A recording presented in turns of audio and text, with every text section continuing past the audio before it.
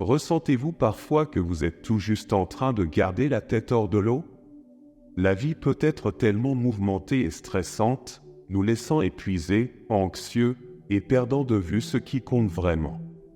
Et si je vous disais qu'il existe une meilleure façon, une façon de commencer chaque jour ancrée dans la paix, la raison d'être et la perspective de Dieu? Rejoignez-moi alors que nous explorons des moyens pratiques de donner la priorité au temps avec Dieu, surmontant la peur et marchant dans une foi et une persévérance renouvelées. Si une vie pleine de sens, de joie et de plénitude, même dans les épreuves, vous semble bonne, je vous invite à entreprendre ce voyage pour découvrir la vie que Dieu désire pour tous ses enfants. Je guiderai une prière puissante avec vous au nom redoutable de Jésus. Alors, restez avec nous jusqu'à la fin de la vidéo et soyez réceptifs pour accueillir ces bénédictions dans vos cœurs. Il est universellement reconnu que l'établissement d'un rituel matinal bénéfique est crucial, semblable à l'orchestration des premiers accords d'une symphonie, chaque vibration ultérieure résonnant tout au long de la journée.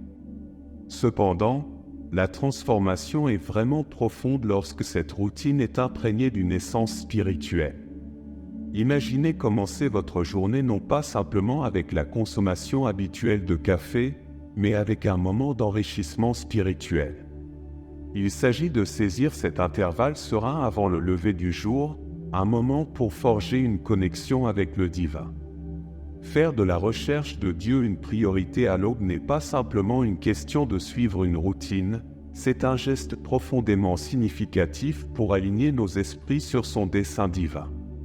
Engager la prière comme notre première conversation de la journée donne une tonalité délibérée aux heures à venir, tandis que nous immerger dans ses enseignements éclaire notre parcours futur. Accorder de l'importance à notre chaîne inspirée par la foi est également une merveilleuse stratégie pour donner la priorité à Dieu dans votre vie. Dans la trame complexe de l'existence, à quelle fréquence reléguons-nous Dieu au moment laissé pour compte, aux intervalles maigres restants après que toutes les autres tâches ont été accomplies? Reconnaître que Dieu ne devrait pas être relégué à un rôle secondaire, mais plutôt être la pierre angulaire de notre existence, révolutionne notre perspective. Je comprends parfaitement qu'il est souvent difficile de se libérer des nombreuses angoisses qui nous assaillent dès que nous nous réveillons. Cependant, c'est là que réside la splendeur. Nous avons l'opportunité de remettre ces préoccupations au Seigneur dès le tout début. C'est un peu comme déclarer « Prends cela, Dieu. Je te confie le déroulement de ma journée. » La quête quotidienne de Dieu est vitale, nourrissant un lien profond et intime avec le Créateur. Cela implique d'inviter Dieu dans chaque facette de notre vie, veillant à ce que nos actions résonnent avec ses intentions divines. Imaginez une vie guidée par sa sagesse, chaque choix imprégné de sa tranquillité et chaque obstacle confronté avec sa force indomptable. Permettez-moi de vous présenter un récit profond de la Bible. Dans l'évangile de Marc, le récit de Jésus nourrissant les 5000 est raconté. Imaginez le défi redoutable, nourrir une foule avec simplement 5 pains et 2 poissons. Les disciples, confrontés à l'ampleur de cette tâche, auraient pu être facilement submergés, tout comme nous le sommes souvent face aux exigences de la vie. Pourtant, Jésus prit ce qui semblait insuffisant, le bénit, et cela se multiplia au-delà des attentes. Ce récit nous offre une leçon inestimable. Dans nos moments de se sentir dépassés, nous pouvons aussi présenter humblement nos modestes offrandes à Dieu et voir comment il les multiplie miraculeusement en abondance. Commencer notre journée avec un but et une vitalité est essentiel. La prière initie une conversation qui dicte le rythme des heures à venir, tandis que nous nous plongeons dans ses paroles pour éclairer le chemin qui s'étend devant nous. Pourtant, lorsque des défis colossaux planent au-dessus de nous, menaçant de nous submerger, comment maintenir notre foi au milieu de telles tempêtes? Il est courant d'être englouti par l'anxiété. Mais, chers amis, c'est dans ces moments que la foi transcende d'être simplement un concept, elle devient notre ligne de vie. Résistez à céder à la crainte. Réfléchissez à la situation de Job, un homme qui a enduré des adversités insondables, perte de richesses, de santé et de famille. Tout au long de ces épreuves, il a fermement soutenu sa foi. Son histoire sert de rappel puissant que, même dans nos moments les plus sombres, nous pouvons compter sur notre foi pour découvrir la force d'endurer. Rappelez-vous, la foi ne concerne pas l'absence de difficultés, elle concerne la reconnaissance de la présence de Dieu au milieu d'elle. 1 Corinthiens 16, verset 14, nous encourage à aborder la vie avec un esprit d'amour et non de peur, que tout ce que vous faites soit fait dans l'amour.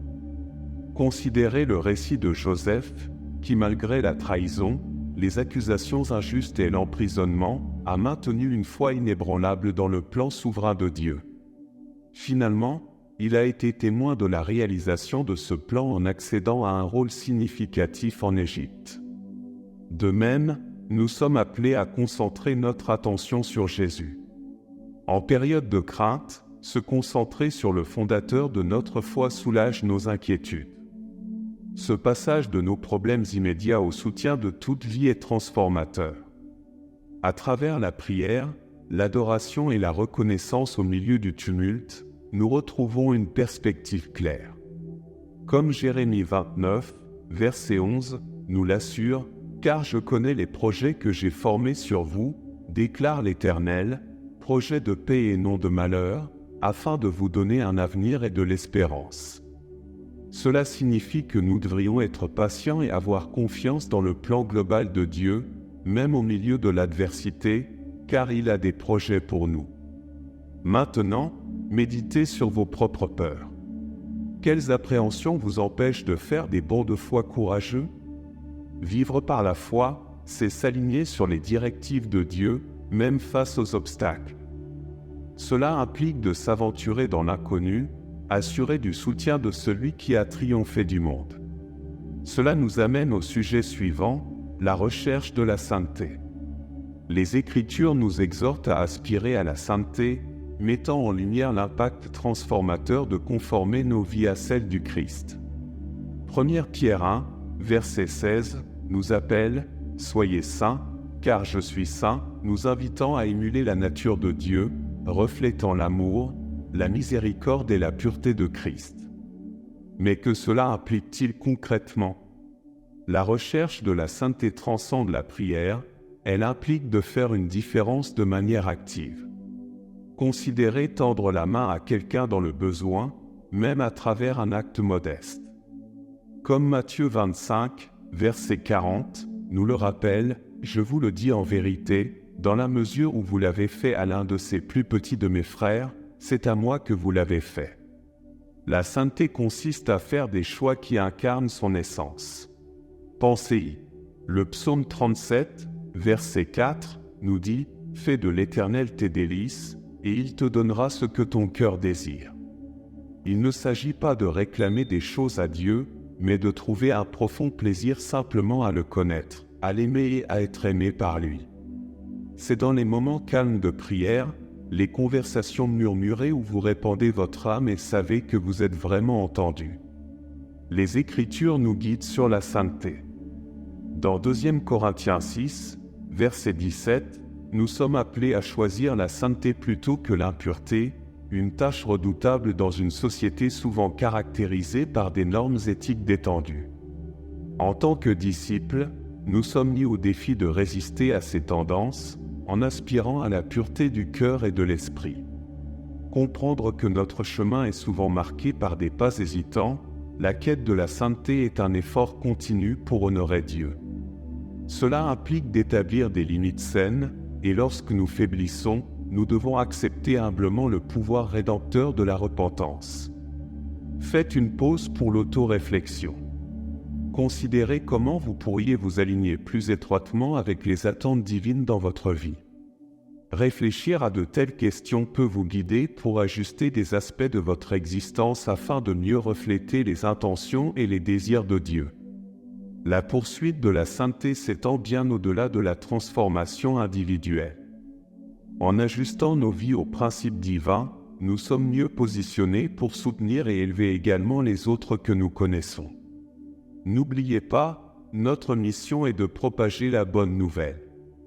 L'Évangile est un trésor à ne pas harder mais à partager abondamment, invitant les autres dans cette expédition profonde. En Matthieu 28, versets 19 à 20, Jésus commande à ses disciples de diffuser l'Évangile, les assurant de sa présence perpétuelle jusqu'à la fin du monde. Partager notre foi ne consiste pas simplement en une proclamation, mais à vivre véritablement ses principes. Gardez à l'esprit que cela ne nécessite pas de devenir des évangélistes vocaux. Si vous imposez vos croyances de manière forcée, vous risquez de provoquer une résistance. La meilleure alternative est donc de leur parler de manière normale. Que ce soit par une écoute patiente, des questions perspicaces, ou simplement en partageant notre parcours personnel, l'impact transformateur du Christ dans nos vies devient bientôt évident. Dieu désire nous utiliser comme des vaisseaux pour l'expansion de son royaume, nos vies exemplifiant sa miséricorde. Pour y parvenir, on nous encourage à chercher la direction divine, constamment vigilants pour repérer les signes où nous pourrions contribuer à ses œuvres. Amis, accepter l'appel de Dieu exige une fermeté. Le voyage spirituel nous conduit à travers des sommets de jubilation et des vallées inévitables d'épreuves qui testent l'essence de notre foi. C'est dans ces moments difficiles que les croyants doivent s'accrocher fermement à l'espérance. Les épreuves, aussi redoutables qu'elles puissent paraître, accomplissent un dessein plus élevé. Elles scrutent notre foi, induisant souvent l'épuisement, l'isolement et le mécontentement. Cependant, à travers sa sagesse infinie, Dieu utilise ces tribulations pour favoriser l'endurance et la maturité chez les croyants. En acceptant cette intention, les épreuves se métamorphosent d'obstacles en catalyseurs, nous propulsant en avant dans notre parcours de foi. Permettez-moi de souligner ce principe avec un passage du livre de Jacques, chapitre 1, versets 2 à 4, considéré comme un sujet de joie complète, mes frères, quand vous êtes sans but à diverses épreuves, sachant que l'épreuve de votre foi produit la patience.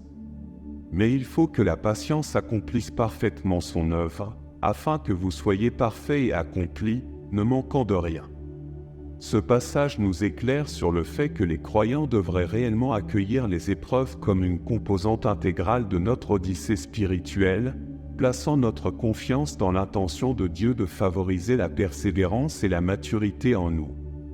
Envisagez la scène au Gethsémanée, où Jésus porta le poids des péchés de l'humanité. En période de tribulation, les croyants sont habilités à puiser leur force des sources divines, assurant une espérance durable par la persistance. Le message résonne avec clarté, ne fléchissez pas en esprit. Faites face aux appréhensions et aux défis avec conviction et intention, sachant que la puissance divine sert de source inépuisable de force.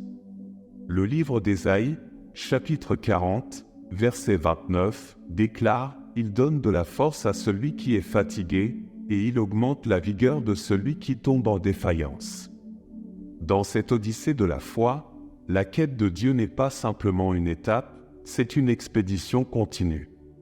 Suivre le chemin de la foi donne le tempo à ce voyage. Cela englobe l'effort pour la sainteté, la diffusion de l'espoir et la persévérance à travers les adversités. La vie, comme nous le comprendrons, n'est pas simplement une existence, c'est une opportunité pour prospérer avec une vision qui transcende le temporaire. Ainsi, posez-vous cette question, existez-vous simplement ou prospérez-vous ? La quête quotidienne de la foi transcende la simple endurance, elle consiste à prospérer. S'ancrer dans la véracité divine et se rendre à son esprit fournit la vitalité nécessaire pour chaque pas que nous faisons.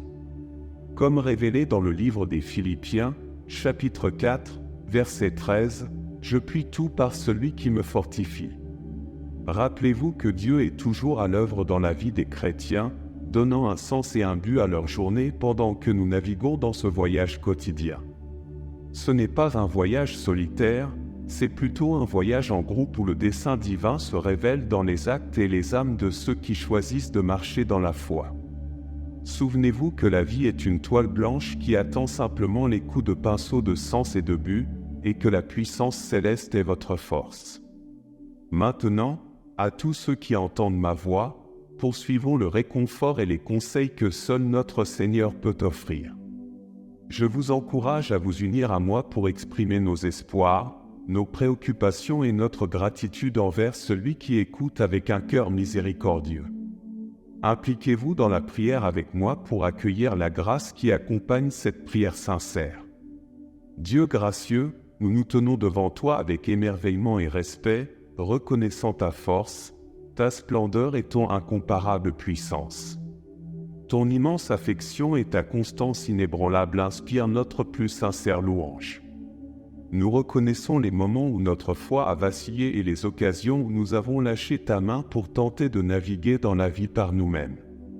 Accorde-nous le soutien divin pour faire de la prière et de la lecture de ta parole une priorité, particulièrement dans le calme du matin, en ancrant notre journée dans les priorités de ton royaume. Renforce-nous pour surmonter les épreuves et les inquiétudes, transformant nos dispositions naturelles en une foi solide. Dans les moments de désespoir, nourris nos âmes d'espoir. Que la lumière de ta présence dissipe les ténèbres qui parfois enveloppent nos cœurs. Bénis-nous, ô Dieu, d'un profond sentiment de ta paix, une paix qui dépasse toute compréhension et qui protège nos cœurs et nos esprits. Nous implorons humblement ton aide, car nous connaissons notre dépendance à ta puissance. Accorde-nous la force de faire face à nos préoccupations et la sagesse de trouver la paix dans tes promesses immuables. Quand les tempêtes de la vie menacent de nous submerger, sois notre ancre et guide-nous de ta main ferme. Restaure notre confiance, Seigneur, et qu'elle soit inébranlable, basée sur le solide fondement de ton amour. Que nos vies reflètent ta gloire, soucieux de ceux qui n'ont pas d'espoir, cherchant à communiquer notre foi avec humilité, compassion et sagesse. Nous nous engageons à être ancrés dans tes promesses, croyant en ton engagement à poursuivre l'œuvre que tu as commencée en nous. Face aux adversités, accorde-nous courage, persévérance et la connaissance pour voir en ces obstacles des occasions de mieux te connaître. Ouvre les vannes de ta grâce sur nous, déversant des bienfaits sans mesure. Que ta faveur soit une compagne constante sur notre chemin, éclairant notre route de l'éclat de ta grâce. Aide-nous à identifier et à apprécier les bienfaits que tu nous accordes chaque jour, petits et grands. Illumine nos cœurs de ta lumière sainte, un phare nous guidant à travers les ombres du doute. Accorde-nous la grâce de la confiance, même face aux tempêtes de la vie. Que ta lumière soit un rappel constant que, avec la foi, nous pouvons naviguer à travers les obstacles les plus difficiles. Accorde-nous la sagesse, Seigneur, pour reconnaître nos erreurs et en tirer des leçons. Crée en nous des cœurs purs, ô Dieu, et régénère des esprits droits en nous. Que ton pouvoir transformateur opère dans les profondeurs de notre être, nous façonnant à l'image de ton Fils. Alors que nous reconnaissons nos faiblesses, nous nous accrochons à la certitude que ton pardon est sans limite. Aide-nous à accorder ce même pardon aux autres, montrant ton amour illimité. Que cette prière soit un doux hommage devant ton trône, et que ta bonté nous entoure tandis que nous cherchons ta présence. Au puissant nom de Jésus, nous prions. Amen. Si ce message vous inspire, veuillez nous le faire savoir dans la section des commentaires de cette vidéo. De plus, vous pouvez témoigner de votre soutien en aimant la vidéo et en cliquant sur le bouton d'abonnement. Merci de faire partie de notre voyage et nous attendons avec impatience vos messages. Que Dieu vous bénisse et continuez d'avancer avec foi.